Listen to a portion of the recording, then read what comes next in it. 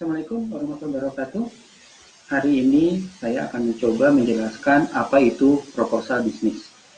Tentunya pembahasan ini mencakup aspek apa itu perencanaan bisnis, ide usaha itu dapat dimulai dari mana, kemudian bisnis plan itu harus mencakup ada apa saja, kemudian berikutnya nama usaha yang baik untuk disampaikan dalam bentuk proposal bisnis itu harus seperti apa, serta aspek-aspek lain yang harus ada di dalam proposal bisnis. Yang pertama yang akan saya bahas, apa itu perencanaan bisnis. Oke, perencanaan bisnis adalah dokumen yang menggambarkan semua unsur-unsur yang relevan, baik yang internal maupun eksternal, mengenai perusahaan untuk memulai suatu usaha. Isinya sering merupakan perencanaan terpadu ya dari usaha Anda, menyangkut bagaimana proses manufakturnya, bagaimana pemodalannya, bagaimana pemasarannya, bagaimana teknis sistem informasi dan teknologi informasi yang dibutuhkan untuk dapat membantu memasarkan dan sumber daya lainnya. Selanjutnya kita lanjutkan, ide usaha itu bisa berasal dari mana?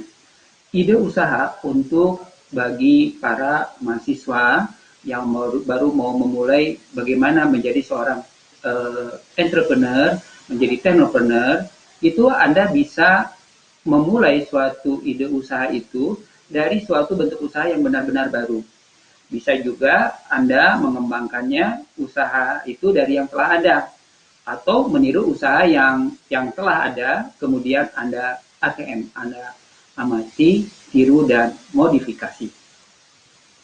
Berikutnya, Anda harus mengetahui ya kira-kira dalam sebuah bisnis plan itu dibutuhkan apa saja yang harus ada dalam sebuah bisnis plan yang nanti Anda sampaikan menjadi suatu proposal bisnis.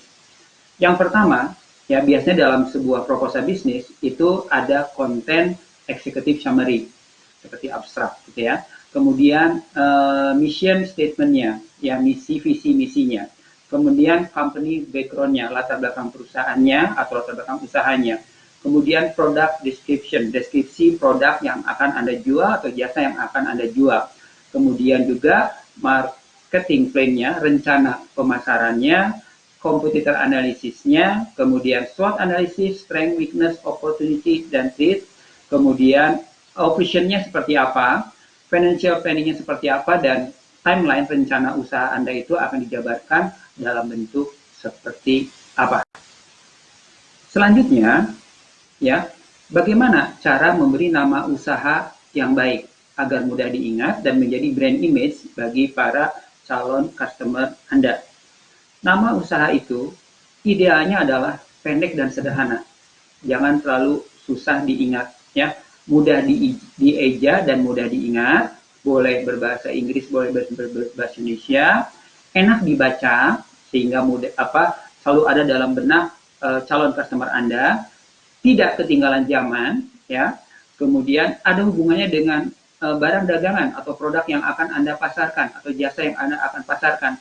Gampang dibaca, jangan memakai tulisan yang susah dibaca, tidak menyinggung perasaan orang lain tentunya dan kelompok, ya, dan tidak berisi makna negatif, dapat memberikan sugesti pada para pengguna produk tersebut. Itu kira-kira yang terkait nama usaha seperti apa sih yang sebaiknya Anda akan gunakan.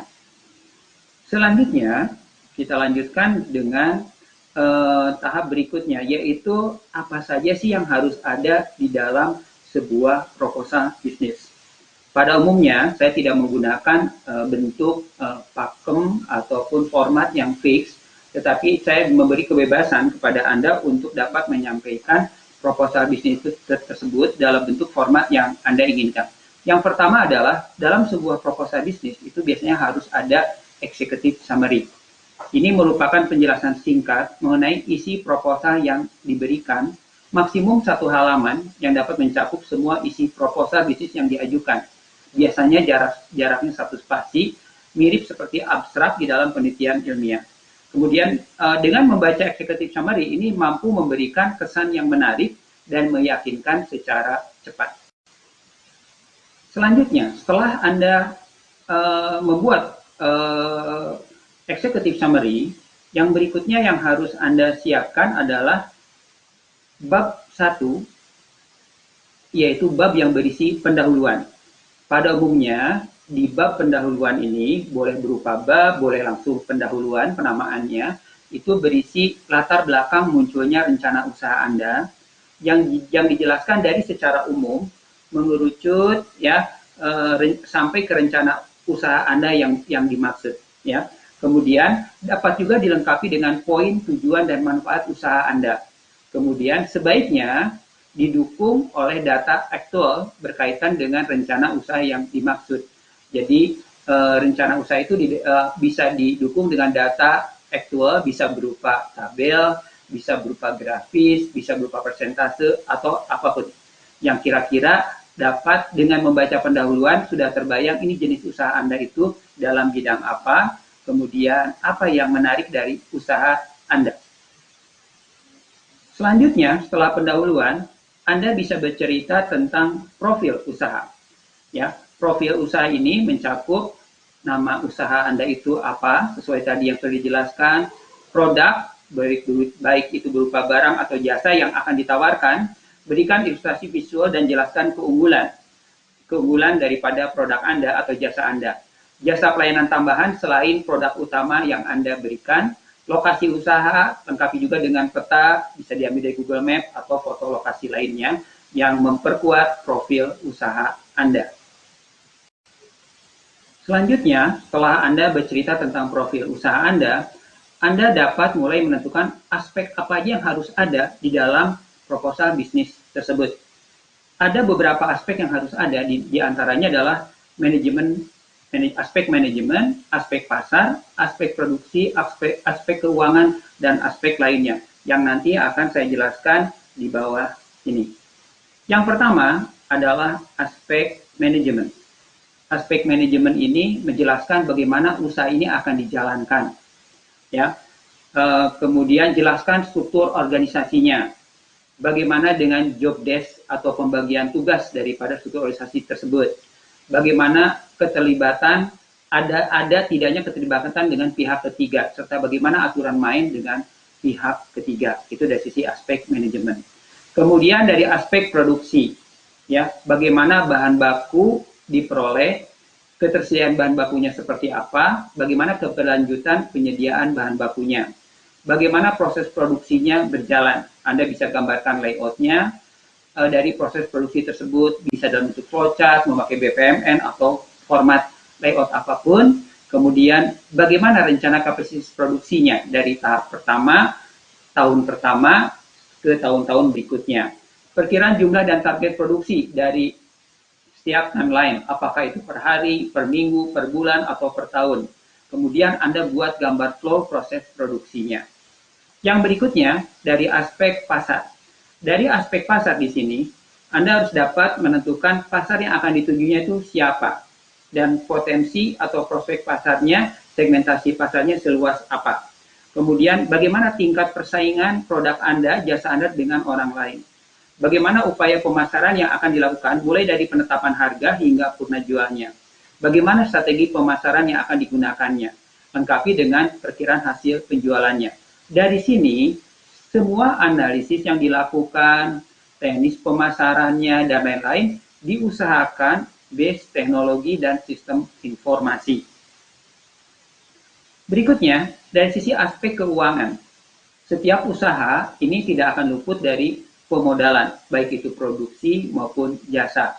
Ya, yang pertama Anda harus menjelaskan bagaimana proses pendanaannya, besar investasi yang dibutuhkan, sumber dananya dari mana, bagaimana cara memperoleh dananya. Kemudian alokasi investasinya, penggunaan dananya itu seperti apa. Kemudian studi kelayakan yang meliputi aspek ekonomi, teknis, hukum, sosial, pasar, dan lain-lain yang akan dibahas pada slide berikutnya. Kemudian lakukan analisis SWOT, strength, weakness, opportunity, dan threat. Nah, kalau kita lihat di sini, beberapa aspek tambahan yang dapat Anda perhatikan adalah studi kelayakan. Ini dapat Anda melihat dari berbagai aspek lain selain aspek yang sudah dijelaskan sebelumnya. Ya, Kemudian juga Anda nanti melakukan analisis SWOT, kemudian aspek lainnya.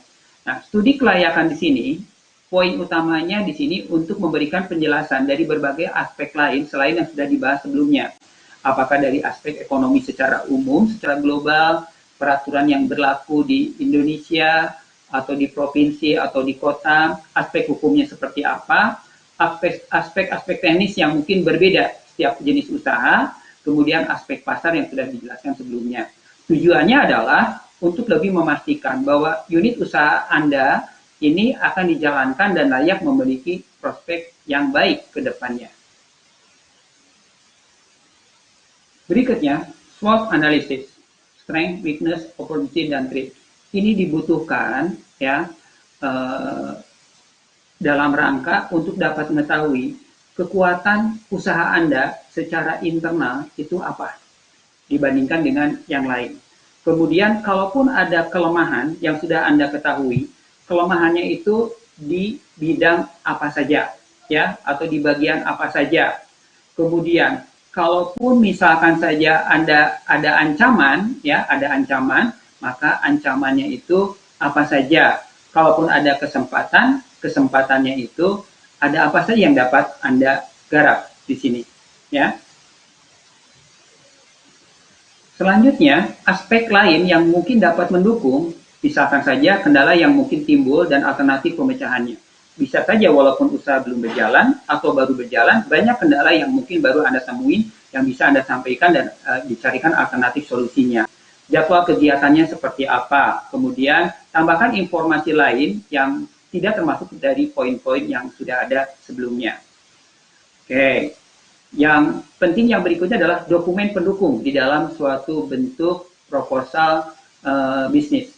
Ya, kenapa? Karena setiap jenis usaha itu berbeda-beda, dokumen pendukungnya pun akan berbeda-beda. Ambil contoh misalnya saja jadwal aktivitas yang mungkin siap dijalankan.